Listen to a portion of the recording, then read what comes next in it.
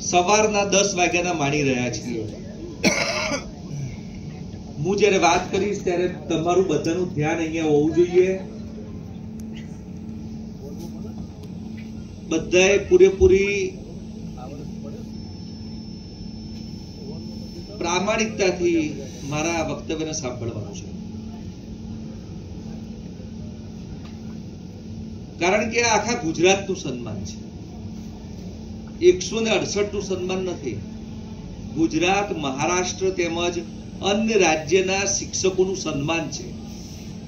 અને એટલા માટે શિક્ષકોના સન્માનના કાર્યક્રમો મારા થકી હું અવારનવાર યોજું છું। ગઈ વખતના બાલ રક્ષકના કાર્યક્રમમાં હું આવ્યો હતો અને એ વખતે મેં એક જાહેરાત કરી હતી, તમને બધાને કદાચ ખબર હશે। એક કમિટમેન્ટ મેં કર્યું હતું તમને કે 27 એપ્રિલે આપણે એક કાર્યક્રમ યોજીશું અને ગુજરાતના શિક્ષકોનું સન્માન કરીશું। આપણે 2525 શિક્ષકોનું સન્માન કરી ચૂક્યા છીએ। કોના બધાના સહકારથી? તમારા બધાના સહકારથી।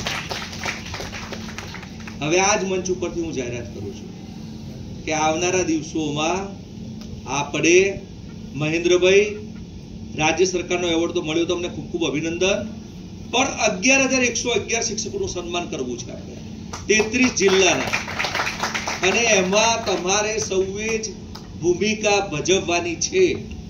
તો જ આ ચિંચોરી સાહેબ અને આ વાઘ સાહેબનું સન્માન થયું કહેવાય।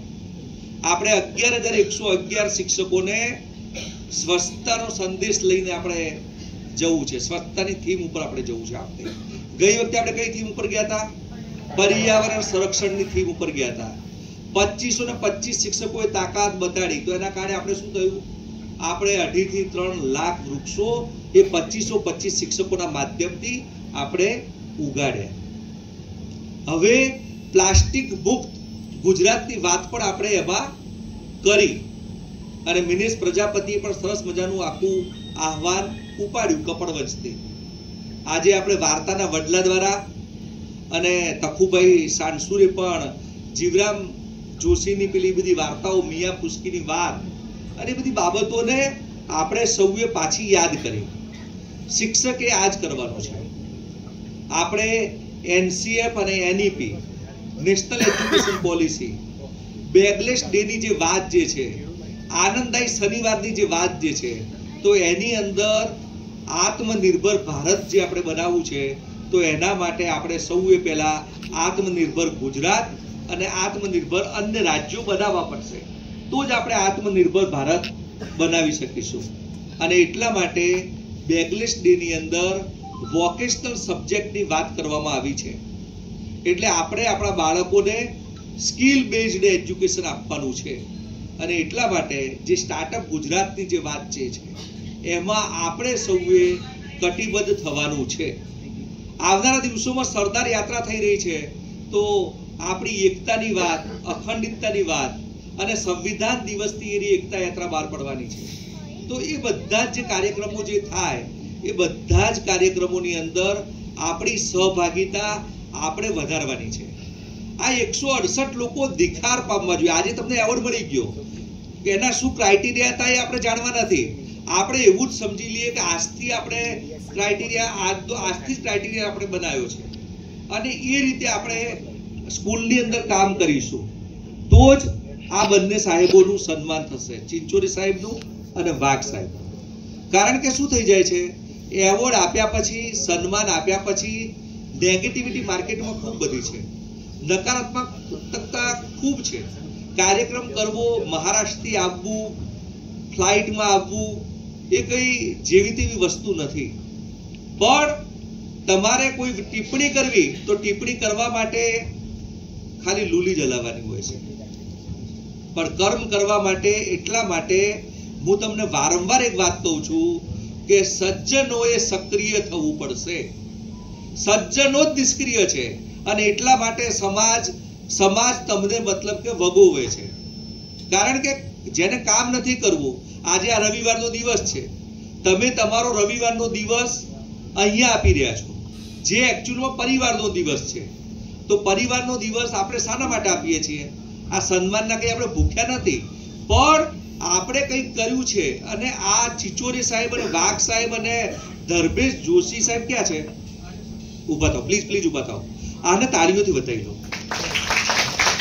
કારણ કે જો વાત સાંભળો, એમને શું કરવું પડે? દેસાઈ સાહેબ આપણા જે પેલા આદરણીય સાહેબ સ્વજન આપણે ગુમાવ્યા, ચેરમેન શ્રી, તો ધર્મેશભાઈ એમને મળ્યા હશે.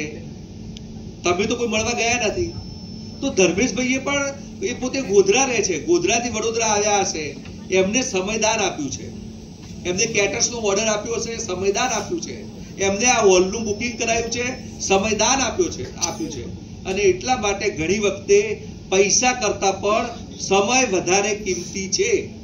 અને એટલા માટે તમે સૌ સન્માનના અધિકારી છો. તમે સૌ તમારી પોતાની પીઠ થાબડો. હું તમારી પીઠ થાબડવા નથી આવી શકતો, પણ તમે જાતે તમારી પીઠ થાબડો. તેજલબેન વિડીયો બનાવજો. આ રહ્યો તેજલબેન જબરદસ્ત વિડીયો બનાવે યુટ્યુબ પર. તેજલબેન સુથાર આણંદથી આવે છે. જો આમાં તો હું બધાને ઓળખું છું. આમાં 2525 કેટલા લોકો હતા જેમને આપણે એવોર્ડ આપ્યો છે? Very good.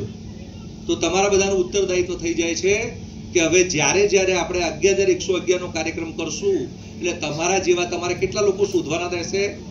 100 લોકો. કેવા? 100 લોકો. એટલે હવે આપણે 34 જિલ્લા બન્યા છે. આ 34 જિલ્લામાંથી તમે બાકીના 2-3 શિક્ષકો સારા શોધી કાઢજો, જે સારા કર્મઠ હોય, કામ કરનારા હોય.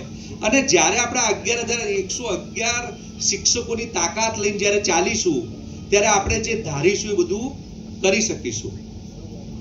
શિક્ષણ મંત્રી આપણા કાર્યક્રમમાં આવ્યા હતા. એમને જવાની ઈચ્છા નથી થતી, કારણ કે શિક્ષકોએ, પ્રવીણભાઈ, શિક્ષકોએ સાહેબને ઘેરી હતા. પણ સાહેબને મન કી બાત 11 વાગે શરૂ થતી હતી. આપણે તો આપણો રાઈટ ટાઈમે કાર્યક્રમ ચાલુ કરી દીધો હતો, પણ સાહેબને મન કી બાત સાંભળવાની હતી.